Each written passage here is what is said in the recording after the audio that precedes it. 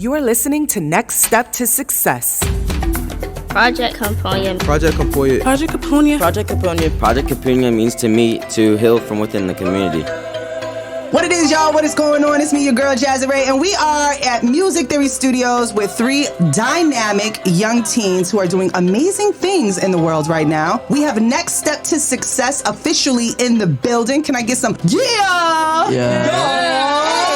Hey, can you guys introduce yourself, please? I'm Lorraine. I'm 15, and I'm a member of Next Step to Success. Hi, my name is Ariana. I'm 15, and I'm a member of Next Step to Success. Hello, my name is Kenneth. I'm 13, and I'm also a member of Next Step to Success. Hello, Mr. Kenneth. How you doing today? I'm doing great. Doing good? It's a Tuesday, right? We're chilling? Yeah. So we are here because we want to build about Project Kuponya.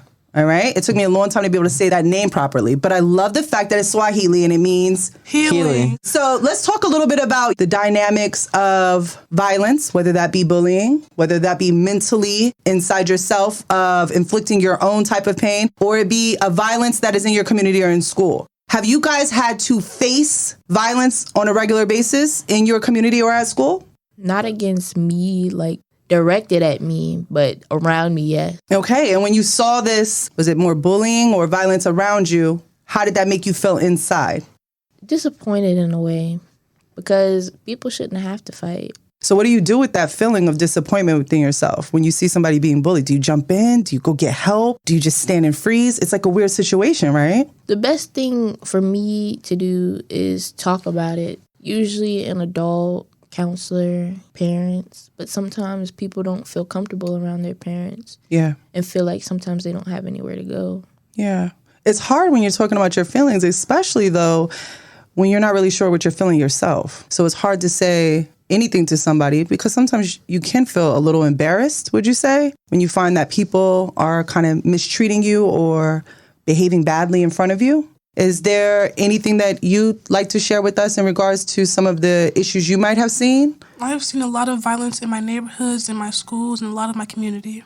And what does that leave you feeling, and what do you do with that energy?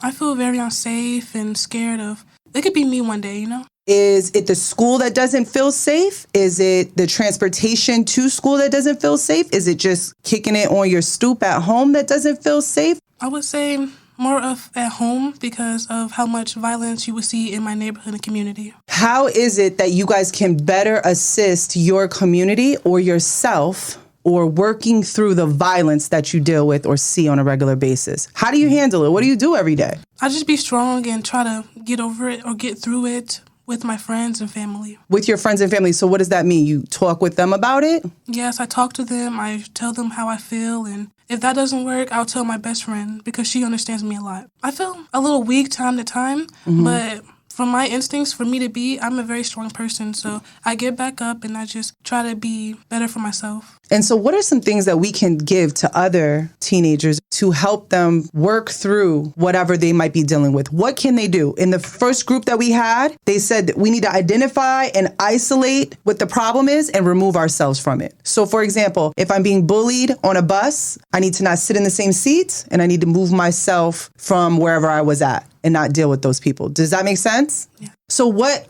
would be the second thing? Maybe speaking up? Yes, I would say speaking up can really help how you feel and how others feel because when you speak up, it tells other people that it's okay to let out how you feel and speak up on. Absolutely. What do you feel? Speaking up for yourself puts you in a place where you could feel safe. You could talk to anyone. What about you, Lorraine? For me, speaking up is like courage. You have the courage to speak up and help yourself and help you get out of that situation, to put you in a better spot than where you were at. But how do you get that courage? Sometimes all it takes is just one word. One word. Well, let's talk. Let's jump right back to how we started this conversation. You saw people being bullied, right? What did you do in those moments when you would see that? Nothing you did would be right or wrong, but I'm asking, what did you do in those moments? Did you go speak up for somebody else, or did it catch you off guard and you're kind of taking it back and you feel bad for that person? Kind of taking it back because it's really crazy. Yeah. So then the next thing would be to go tell an adult? Definitely. And so we figured out that today, the first thing you need to do is do what? Speak out. You guys keep it locked. We'll be here for episode 3. This podcast was brought to you by Next Step to Success and Music Theory Studios.